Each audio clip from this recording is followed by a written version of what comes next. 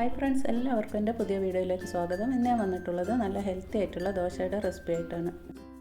ഈ ഒരു ദോശയിൽ നമ്മൾ ഉഴുന്ന് ചേർക്കുന്നില്ല, പിന്നെ തേങ്ങയും ചോറൊന്നും ചേർത്ത് കൊടുക്കുന്നില്ല.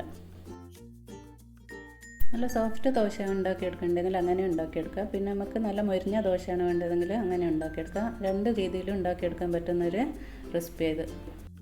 ഇതിൻ്റെ ഒപ്പം തന്നെ സിമ്പിളായിട്ട് ഉണ്ടാക്കിയെടുക്കാൻ പറ്റുന്ന നല്ല ടേസ്റ്റി ആയിട്ടുള്ളൊരു ചട്നിയും കൂടി ഉണ്ടാക്കി കാണിക്കുന്നുണ്ട്. ആദ്യം തന്നെ ദോശ ഉണ്ടാക്കാനായിട്ടുള്ള പച്ചരി ഒരു പാത്രത്തിലേക്ക് ഇട്ട് കൊടുക്കുന്നുണ്ട്. ഇനി ഇത് 5-6 പ്രാവശ്യം നന്നായിട്ടൊന്ന് കഴുകിയെടുക്കാം.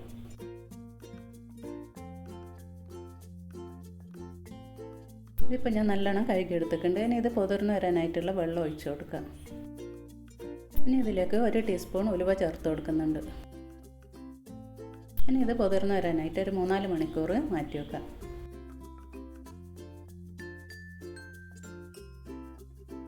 ഇപ്പോൾ ഇത് അരി ഉലുവ എല്ലാം കൂടി നന്നായി പോർന്ന് വന്നിട്ടുണ്ട്. ഇനി ഇത് അരച്ചെടുക്കണം. അരച്ചെടുക്കാനായി ഈ ഒരു വെള്ളം തന്നെയാണ് ഉപയോഗിക്കുന്നത്. അധികം വെള്ളം ഉണ്ടെങ്കിൽ ഒരു ഗ്ലാസ്സിലേക്ക് മാറ്റി വെക്കാം. ഞാനിപ്പോൾ ഇതിൽ നിന്നും കുറച്ച് വെള്ളം മാറ്റി വെക്കുന്നുണ്ട്. എന്നിട്ട് ബാക്കിയുള്ള അരിയും വെള്ളം എല്ലാം കൂടിയിട്ട് മിക്സിൻ്റെ ജാറിലേക്ക് ഇട്ട് കൊടുക്കാം. ഇനി ഇത് നന്നായിട്ടൊന്ന് അരച്ചെടുക്കണം.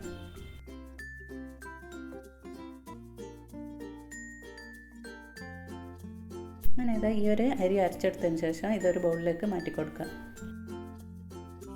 എന്നിട്ട് മിക്സീൻ്റെ ജാറ് കഴുകിയിട്ട് കുറച്ച് വെള്ളം കൂടി ചേർത്ത് കൊടുക്കാം. മിക്സീൻ്റെ ജാറ് കഴുകാൻ നമ്മൾ മാറ്റി വെച്ച വെള്ളം ഉണ്ടല്ലോ, അത് ഉപയോഗിച്ചിട്ട് കഴുകിയെടുത്താൽ മതി. ഇനി ഇതിലേക്ക് ആവശ്യത്തിനുള്ള ഉപ്പും ചേർത്ത് കൊടുത്തിട്ട് നന്നായി ഒന്ന് മിക്സ് ചെയ്തെടുക്കാം. 1 കപ്പ് അരിയല്ലല്ലോ, അതുകൊണ്ട് കുറച്ച് ഉപ്പ് ചേർത്താൽ മതി. ഒരു 1/4 ടീസ്പൂൺ ഉപ്പ് ചേർത്ത് കൊടുത്താൽ മതി.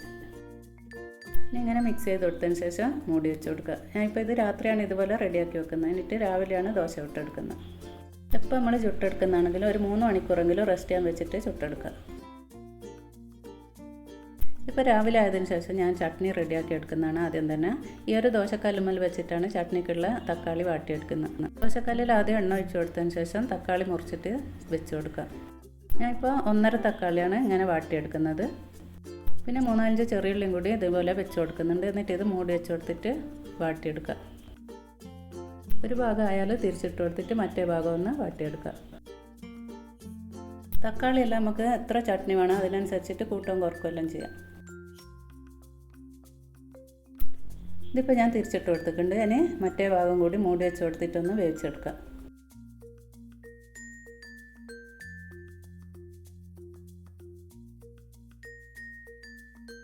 അങ്ങനെ ഇതാ 2 ഭാഗവും വെന്തിട്ടുണ്ട്. ഇനി ഈ തക്കാളീൻ്റെ തോല് പൊളിച്ച് മാറ്റാം.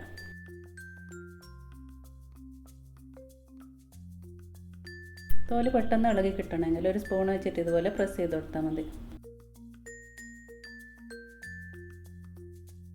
അങ്ങനെ എല്ലാ തക്കാളീൻ്റെ തോല് ഇതുപോലെ മാറ്റിയെടുത്തിട്ടുണ്ട്. ഇനി ഈ ഒരു തോല് ഒഴിവാക്കി കളയാം.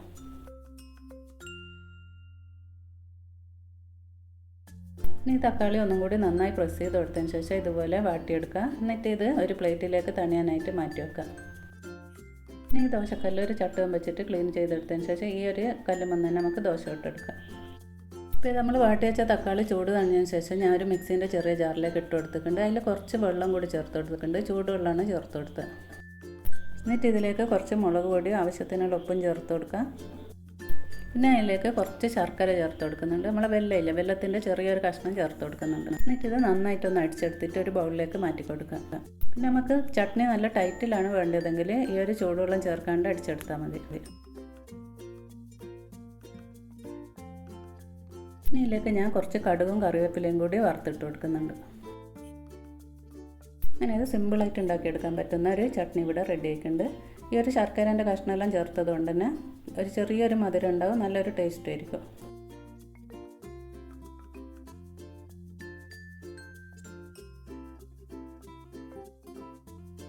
ഇനി ദോശ ഇട്ടെടുക്കാം. തക്കാളി വാട്ടിയെടുത്ത് അതെല്ലാം ഒന്ന് ചട്ടുകം കൊണ്ട് ഇതുപോലെ പോക്കി കൊടുത്തതിന് ശേഷം കുറച്ച് എണ്ണ വരട്ടി കൊടുത്തിട്ട് ദോശ ഇട്ടെടുക്കാം. ഒരു കയ്യിൽ ദോശമാവ് ഒഴിച്ചു കൊടുത്തതിന് ശേഷം മെല്ലെ ഒന്ന് ഇങ്ങനെ അമർത്തി കൊടുക്കാം.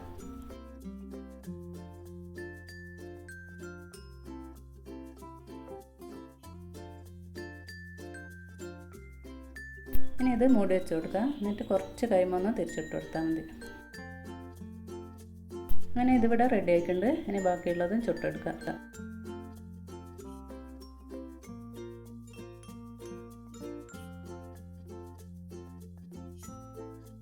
ഉലുവ ചേർത്തത് കൊണ്ട് തന്നെ നല്ല സോഫ്റ്റാണ് ഈ ഒരു ദോശ കഴിക്കാൻ.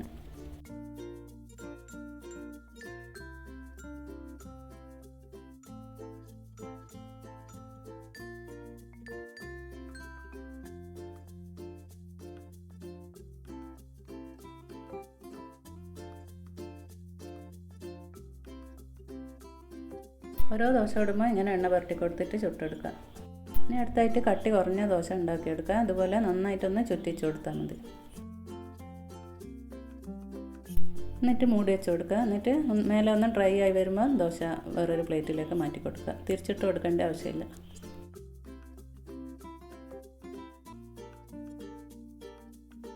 ഈ ഒരു ദോശ ഉലുവ ചേർത്തിട്ട് ഉണ്ടാക്കിയത് കൊണ്ട് തന്നെ ഷുഗറുള്ളവർക്കെല്ലാം കഴിക്കാൻ നല്ലതായിരിക്കും.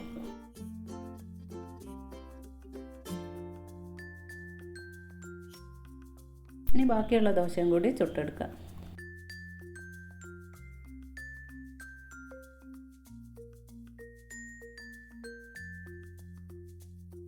അങ്ങനെ നല്ല സോഫ്റ്റ് ആയിട്ടുള്ള ദോശയും മുരിഞ്ഞ ദോശ എല്ലാം ഇവിടെ റെഡി ആയിട്ടുണ്ട്.